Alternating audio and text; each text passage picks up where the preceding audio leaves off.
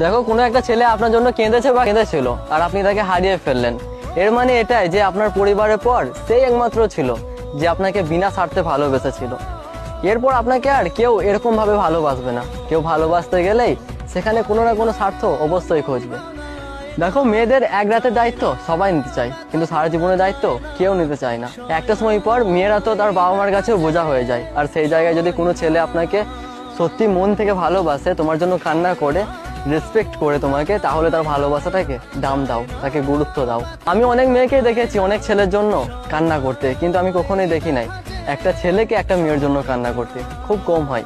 মেয়েরা তো যে কোনো কিছুর জন্য, যে কারোর জন্য চেয়া ভ্যা করে কান্না করতে শুরু করে, কিন্তু ছেলেদের ক্ষেত্রে এরকমটা হয় না। ছেলেদের বুক ফেটে যায়, তবুও মুখ দিয়ে একটা টু শব্দ বের হয় না, চোখ দিয়ে এক ফোঁটা জল বের হয় না। ছেলেদের চোখের জলের দাম কেউ দিতে পারে না। আর সেই জায়গায় যদি তোমার জন্য কেউ চোখের জল ফেলে, তাহলে বিশ্বাস করো তুমি এই পৃথিবীর সব থেকে ভাগ্যবতী একটা নারী।